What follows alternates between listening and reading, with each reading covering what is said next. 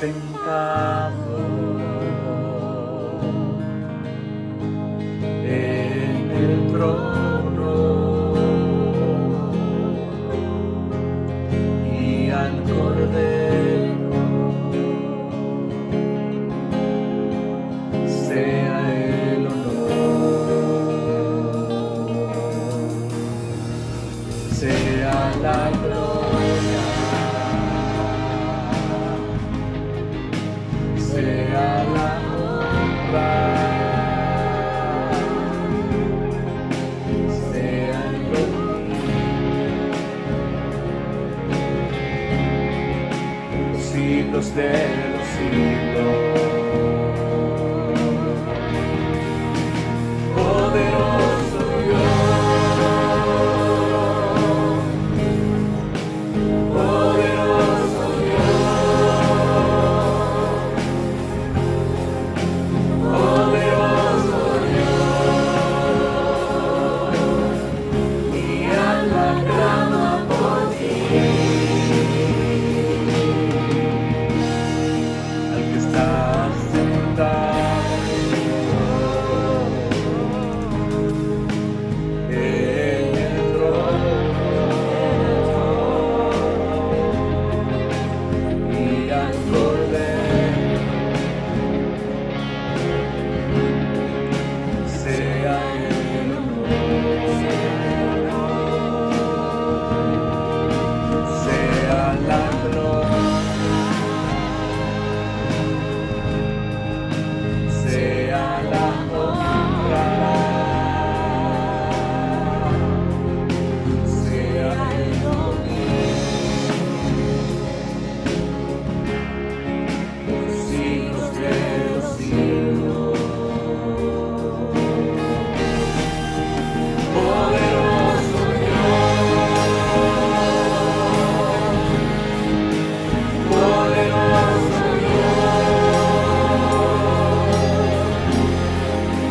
poderoso Dios, mi alma clama por ti. Poderoso Dios, poderoso Dios, poderoso Dios, mi alma clama por ti.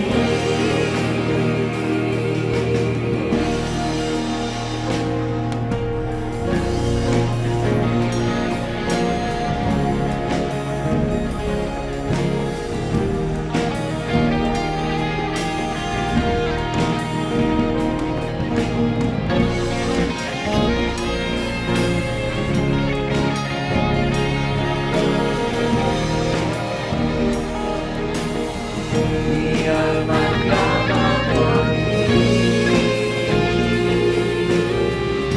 mi alma clama por ti, mi alma clama por ti,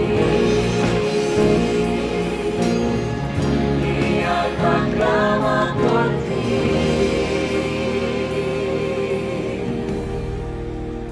Poderoso Dios.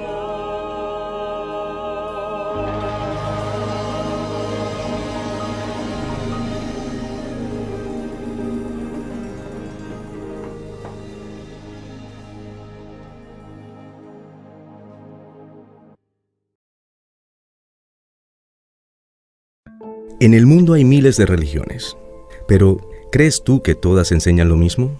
¿Relación con lo divino y una vida moral en la tierra? ¿Conducen todas a Dios? Sus similitudes son solo la punta de un iceberg, pero sus diferencias son extensas y profundas. Para Buda, el camino está en nosotros y consiste en morir a los deseos que son la causa del sufrimiento. Para los hindúes, las obras también son el camino. Buscan expiar malas acciones de vidas anteriores o a lo que llaman karma. En cuanto a la verdad, el budismo enseña que somos Dios y que la única verdad nunca se podrá conocer totalmente. Los hindúes no afirman ser la única verdad. Sus creencias cambian con el tiempo. Al hablar de la vida, para los hindúes, Estamos en un ciclo de nacimiento, muerte y reencarnación, donde el objetivo es escapar de este ciclo mediante el moksha. Para los budistas, la vida es encontrar la iluminación donde la personalidad se extingue, pues también creen en un ciclo de nacimiento y renacimiento. Por otro lado, tenemos a Jesús, quien a diferencia del resto de enseñanzas, afirmó: «Yo soy el camino, la verdad y la vida». Las palabras «yo soy» pretendían no enviarnos a buscar, sino a afirmarnos que Él es lo que buscamos y necesitamos, que su amor y su palabra nos dan vida a través de la gracia. Él enseñaba que era el camino y que para hallarlo no se exige algo más que creer en Él y buscarlo, reconocer y arrepentirnos de nuestros pecados y entender que hemos sido salvos por gracia. Ningún otro afirmó tan contundentemente ser Dios, sin dejar la puerta abierta a otras verdades, siendo exclusivo al describir la verdad no como una doctrina, sino como una persona, Jesucristo mismo. En cuanto a la vida, Jesús es la vida y no existen los ciclos. La Biblia describe que los hombres mueren una sola vez, y después viene el juicio del que depende el destino de nuestra vida eterna, la cual no merecemos a causa del pecado, que es todo aquello que nos separa de Dios y que incluso nos llena de dolor y nos roba la seguridad de haber sido perdonados. Pero podemos recibir perdón y una nueva vida por gracia y a través del sacrificio de Jesús. Ningún líder realizó los milagros que hizo Jesús. A ninguno se le atribuye una vida limpia y perfecta como la suya. Solo de él se describe no tener principio en el tiempo, pues los escritos, e incluso él mismo, afirman existir desde el principio.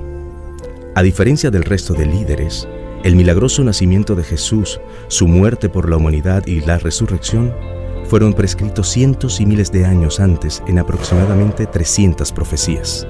La tumba que contenía su cuerpo está vacía y su histórica resurrección dividió en dos la historia, antes de Cristo y después de Cristo. El origen, la moralidad, el propósito y la vida eterna dependerán de cómo respondemos a Jesús, a su amor y el perdón que nos ofrece por gracia. Ahora te pregunto de nuevo, ¿realmente crees que todos los caminos conducen a Dios? Le dijo Tomás: Señor, no sabemos a dónde vas. ¿Cómo pues podemos saber el camino?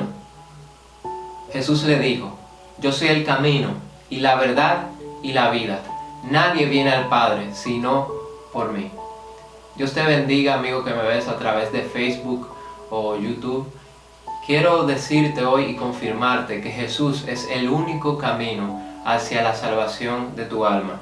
Y Él quiere que vengas a Él y le entregues toda tu vida, incluyendo tus problemas, para que puedas descansar en Él y tener el gozo que solamente el Espíritu Santo puede darle a tu vida. El Evangelio consiste en esto, que Dios tomó a Cristo que no tenía pecado y puso sobre Él nuestros pecados para declararnos justos por medio de Cristo, tal como lo dice en 2 Corintios 5:21. También bendecimos a todos nuestros hermanos y hermanas de la Congregación de Remanso de Dios. Les mandamos un fuerte abrazo desde aquí. A todas las familias que nos están viendo, los bendecimos en el nombre de Jesús. Y vamos a iniciar orando para que sea el Señor poniendo en mi boca palabra y no hablando palabra de hombre, sino palabra que venga de Dios. Y que Él pueda hablar a tu vida hoy, trayendo edificación, trayendo arrepentimiento y aumentando tu fe. Y asimismo para todos los que nos escuchan. Oremos. Señor Jesús, te doy gracias por este día. Gracias por esta mañana que tú nos has dado. Señor, sé que esta palabra será de bendición para la vida de todos mis hermanos y hermanas que nos están viendo, así como los amigos que nos ven, Señor, aquellos que aún no te han reconocido, Señor, como Salvador de sus vidas. Pero yo sé, Señor, que tú estás obrando, Señor, en muchas de esas vidas, Padre, y esta palabra sé que tú la llevarás a esos corazones y no retornará vacía, Señor. Oro para que tú pongas palabra en mi boca, Señor, que seas tú dirigiéndome y guiándome en todo este tiempo y que pueda ser de edificación para cada una de las personas que lo ven. En el nombre de Jesús, amén. En esta mañana, hermanos, vamos a tratar el tema viviendo en espíritu y en verdad. Antes ya hemos escuchado la frase adorar en espíritu y en verdad. Y nuestra vida debe ser un acto constante de adoración. Así que podemos relacionar esta frase, adorar en espíritu y en verdad, con viviendo en espíritu y en verdad. Pero la adoración no es solamente cantar, bailar, hacer otro tipo de actividad. La adoración no es solamente eso, la adoración va mucho más allá de eso. Pero ¿de dónde sale la idea de adorar en espíritu y en verdad? Esta idea de que adoremos a Dios en espíritu y en verdad sale de la conversación que Jesús tuvo con la mujer samaritana. En Juan 4, capítulo 4, versículos 6 al 30, en esta conversación la mujer discutía sobre los lugares de adoración con Jesús. Ella preguntó por qué los judíos querían que se adorase a Dios en Jerusalén, pero los samaritanos decían que debía ser en el monte Gerizim. Jesús entonces revela algo muy importante. Él dijo: pero se acerca el tiempo cuando los verdaderos adoradores adorarán al Padre en espíritu y en verdad. El Padre busca personas que lo adoren de esa manera, pues Dios es espíritu. Por eso, todos los que lo adoran deben hacerlo en espíritu y en verdad. Es decir, que nosotros, en nuestra carne, no podemos adorar a Dios en espíritu y en verdad. Debemos hacerlo en el espíritu. Pero vamos a hablar un poco de eso más adelante.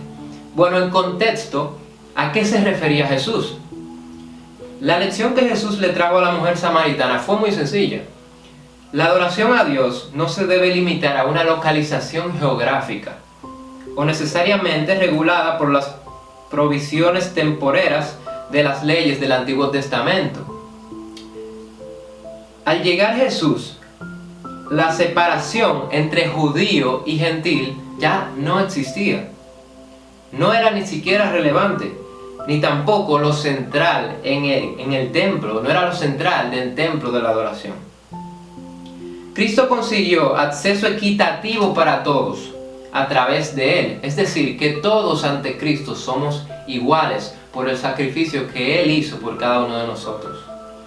Por lo cual, la adoración se convirtió en un asunto más del corazón. No tiene que ver con acciones externas, sino que está dirigido por la verdad, no por la ceremonia. Ok, pero entendiendo esto, ¿qué significa vivir en espíritu y verdad? ¿Qué es de lo que se trata este mensaje? Viviendo en espíritu y en verdad. Antes de responderlo, tenemos que entender el papel central que el Espíritu Santo desempeña en el nuevo pacto. Si no entendemos esto, van a quedar muchas preguntas. Entonces, por eso es bueno aclarar todo esto, todo el contexto que hay. Si el Espíritu Santo no mora en nosotros, seguiremos añorando la presencia de Dios en nuestras vidas. ¿Qué significa añorar? Añorar significa recordar con pena a alguien o algo ausente, lejano, perdido o del que se ha sido privado. O sea, es una palabra muy fuerte en este sentido. Dice que si nosotros no tenemos el Espíritu Santo en nosotros, si el Espíritu no mora en nosotros, seguiremos añorando la presencia de Dios en nuestras vidas. Es decir, que si no tenemos el Espíritu de Dios en nuestras vidas, tenemos un vacío. Por eso a veces tratamos de llenar ese vacío con muchas cosas. Por eso a veces tratamos de buscar personas en las que podamos llenar ese vacío, pero nada de eso lo va a llenar. Solo el Espíritu Santo puede. Solo Él puede. Cuando Jesús inició su ministerio como mensajero del pacto, fue bautizado en agua por Juan. Y dice la palabra de Dios: mientras oraba, se abrió el cielo y el Espíritu Santo bajó sobre él en forma de paloma. Esto está en Lucas capítulo 3, versículo 21 al 22. Desde ese punto en adelante, vemos a Jesús siendo guiado por el Espíritu Santo. y demostrando todos los dones del Espíritu. Veamos algunos ejemplos. Dice en Lucas 4:1, lleno del Espíritu Santo, Jesús era guiado por el Espíritu por donde quiera que iba. Lucas 4:14, y Jesús regresó a Galilea en el poder del Espíritu. Lucas 4:18, el Espíritu del Señor está sobre mí. Aquí vemos que desde ese punto en adelante, cuando Jesús fue bautizado en agua, Él comenzó a ser dirigido, comenzó a ser guiado por el Espíritu Santo. Después del derramamiento del Espíritu en el día de Pentecostés, vemos el papel central del Espíritu Santo, que el Espíritu Santo desempeñó en la iglesia, el pueblo del nuevo pacto de Dios. En su sermón, Pedro cita a Joel diciendo: sucederá que en los últimos días, dice Dios, derramaré mi espíritu sobre todo el género humano. Los hijos y las hijas de ustedes profetizarán, tendrán visiones, los jóvenes tendrán visiones los jóvenes y sueños los ancianos. En esos días derramaré mi espíritu aún sobre mis siervos y mis siervas, y profetizarán. Esto está en Hechos capítulo 2, versículos 17 y 18.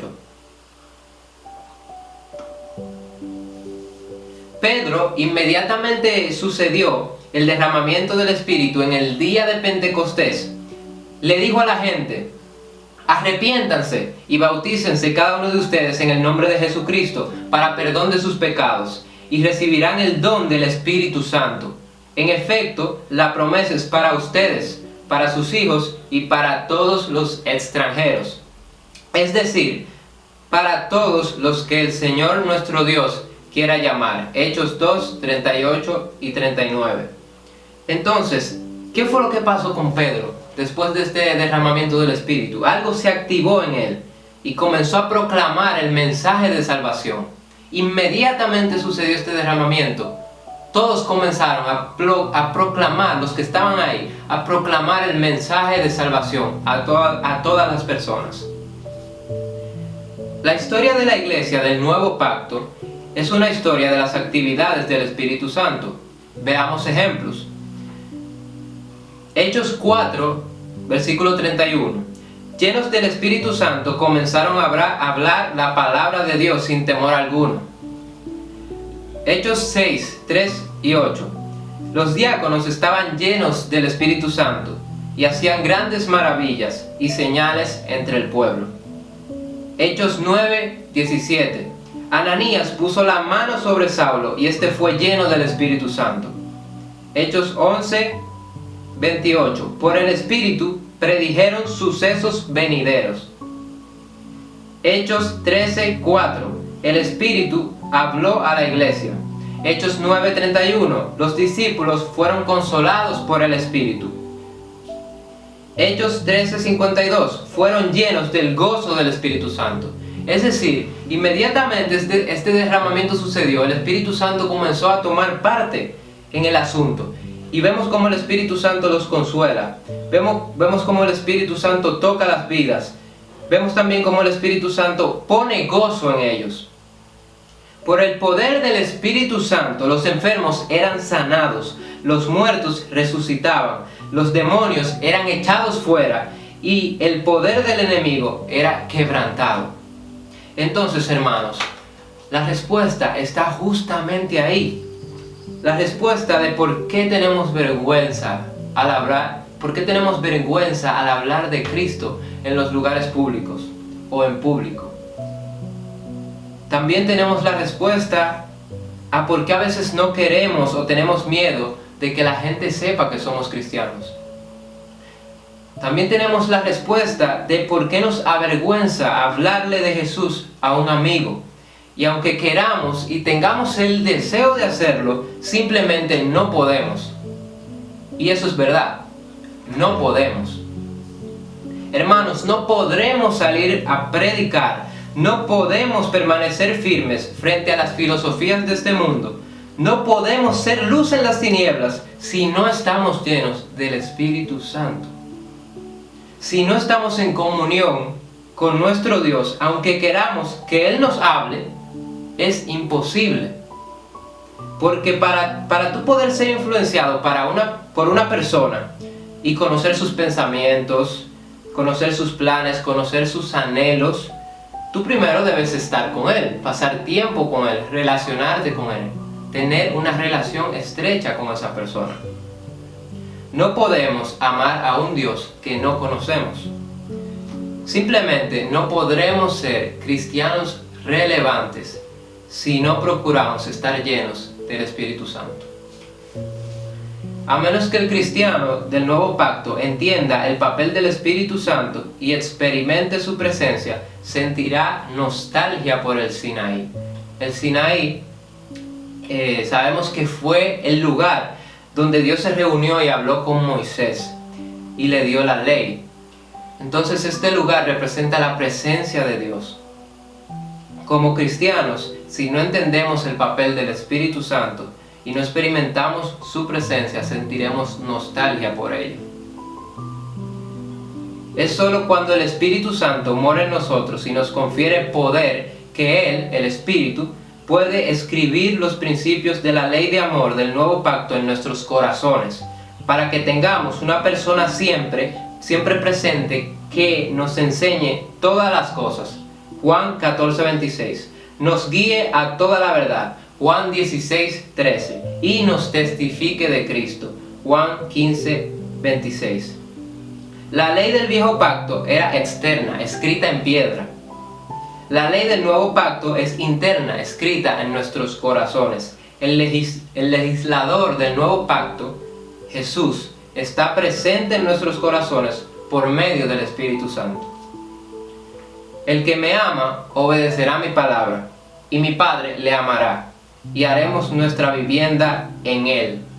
Eso está en Juan 14:23, lo que nos permite ver que el Señor Jesús también habita en nuestros corazones, pero a través del Espíritu Santo. Entonces, viendo todo esto, ¿cómo viviremos? ¿Cómo debemos de vivir? En el libro de Gálatas tenemos la más clara enseñanza sobre esto. Bajo la guía directa del Espíritu Santo, Pablo anticipó las preguntas que harían algunos cristianos inmaduros de Galacia, que habían sido desviados por un evangelio basado en la ley. Por lo tanto, tenemos su clara respuesta a la pregunta implícita que se hace en este pasaje, que es: Pablo, si ya no estamos bajo la ley, ¿cómo viviremos? Su respuesta es clara, poderosa y relevante. Vamos a Gálatas capítulo 5, versículo 16 al 26. Dice así: así que les digo, vivan por el Espíritu y no seguirán los deseos de la naturaleza pecaminosa, porque ésta desea lo que es contrario al Espíritu, y el Espíritu desea lo que es contrario a ella. Los dos se oponen a ella. De modo que ustedes no pueden hacer lo que quieren, pero si los guía el Espíritu, no están bajo la ley. Las obras de la naturaleza pecaminosa se conocen bien: inmoralidad sexual, impureza y libertinaje, idolatría y brujería, odio, discordia, celos, arrebatos de ira, rivalidades, disensiones, sectarismos y envidia, borracheras, orgías y otras cosas parecidas. Les advierto ahora, como antes lo hice, que los que practican tales cosas no heredarán el reino de Dios. En cambio, el fruto del Espíritu es amor, alegría, paciencia, amabilidad, bondad, fidelidad, humildad y dominio propio. No hay ley que condene estas cosas. Los que son de Cristo han crucificado la naturaleza pecaminosa con sus pasiones y deseos. Si el Espíritu nos da vida, andemos guiados por el Espíritu. No dejemos que la vanidad nos lleve a irritarnos y a envidiarnos unos a otros. Amén. Entonces, la guerra que el cristiano tiene que enfrentar es entre el Espíritu y la carne. El resultado, determinado por quién es el amo de nuestras vidas, de tu vida, es el Espíritu o la carne. Sería bueno preguntarnos en esta mañana ¿quién es el amo de nuestras vidas? ¿Es el espíritu o la carne? Las obras de la carne son el desarrollo normal si obedecemos los impulsos de nuestra naturaleza caída. Dice Pablo que estas obras de la carne son evidentes. El cristiano maduro y lleno del Espíritu no necesita que se le diga que estas obras son malas. El Espíritu Santo, operando en la conciencia del creyente, fundamentado en la Escritura, es una guía suficiente. También Pablo habla de los frutos del andar. Por el andar en el Espíritu, algo increíble sucede. Lo que la Biblia llama los frutos del Espíritu comienzan a crecer en tu vida. Estos son el amor, gozo, paz, paciencia, benignidad, bondad, fe, entre otros. Tú que antes andabas tan intranquilo, que antes andabas tan ansioso y con estados de ánimos irregulares, recibes un mejor estado de salud. Eres más estable y tienes la capacidad de crear paz a tu alrededor cuando tienes el Espíritu Santo en tu vida. En resumen, el Espíritu Santo desempeña un papel indispensable en la vida del cristiano, enseñándole todas las cosas, testificando de Cristo, guiándonos a toda verdad y revelando lo que ha de venir. Las obras de la carne son evidentes para un cristiano guiado por el Espíritu. Deberían ser evidentes si tú tienes el Espíritu Santo. El fruto del Espíritu es una manifestación sobrenatural de las cualidades del amor. El Espíritu Santo trabaja en unión con la palabra de Dios, la Biblia. El Espíritu Santo no solo guía al creyente, sino que proporciona el poder para vivir la vida cristiana. La vida cristiana no es una vida fácil porque vas en contra de lo que el mundo dice. Y para tú poder vivir esa vida, para tú permanecer firme en Cristo y en su palabra, solamente es a través del Espíritu Santo. Por lo tanto, viviendo en el Espíritu y en verdad, el tema central de este mensaje. En espíritu es estar en comunión con Dios antes de salir a hacer otra cosa. Estar lleno del Espíritu Santo es hacer todas las cosas en comunión con el Señor. De ahí viene el coro. No es con espada ni con ejército, es con tu Santo Espíritu. Porque no es con espada ni con ejército que vamos a lograr las cosas. No es con las cosas de este mundo ni con esta carne, sino con el Espíritu Santo. Por eso muchas veces hablamos, tal vez predicamos, salimos a hacer evangelismo, muchas cosas. Pero si no vamos con el Espíritu, si no estamos en comunión con el Señor, si no estamos llenos del Espíritu, entonces esas palabras van a rebotar. Porque no es con lo que digamos nosotros, no es en nuestra carne, es por el Espíritu. Es el Espíritu que contricta la vida de las personas. Solamente así las palabras que digamos y nuestras acciones podrán transformar vidas, porque lo haremos por el Espíritu, no por nosotros mismos. Segundo punto, viviendo en verdad. En verdad quiere decir que sabemos a quién estamos adorando y por qué lo hacemos, con conocimiento de lo que haces y que todo lo que hagas vaya acorde de lo que dices. Significa que nuestra adoración está correctamente informada, es decir, tenemos conocimiento sobre el Dios que adoramos, sus atributos, sus obras y sus promesas. Y bueno, hermano, Dios siempre está dispuesto. Ahora depende de cuánto te consagres a Él, tendrás más o menos de su presencia en tu vida. Y su presencia, sus palabras, la intimidad con Él, es lo único que puede transformar una vida. Dios siempre está ahí para nosotros. Él solo está esperando que vengamos, que busquemos más de Él. Porque tal vez tú, hermano, tienes el Espíritu Santo, pero no lo estás buscando fervientemente. Tal vez no estás lleno de Él por completo. Tal vez tienes cosas en tu vida que se están interponiendo en tu relación con el Señor. Y Él quiere que solamente sea Él, porque Él sabe que solamente en Él podrás ver bendiciones abundantes, podrás abrir tus ojos, ver todo lo que Él tiene para ti. tal vez no estábamos viviendo en espíritu y en verdad. Que el Señor nos ayude a corresponder ese amor incomparable que Él ha tenido por nosotros. Y para ti, amigo que me estás viendo, el tiempo ya es corto, más corto de lo que tú crees. Y el Señor nos está demorando, el Señor nos está tardando. Como dice en 2 de Pedro 3:9, que Él no retarda su promesa, como algunos lo dicen, sino que Él es paciente, porque no quiere que ninguno muera, sino que todos procedan al arrepentimiento. Y esta muerte de la que se habla aquí no es carnal, es espiritual. Recuerda que la paga del pecado es muerte, y el único que puede justificarte es Jesús. Dios te ama mucho, en serio, y aún está con sus brazos abiertos esperando que tú vuelvas a Él y te entregues por completo.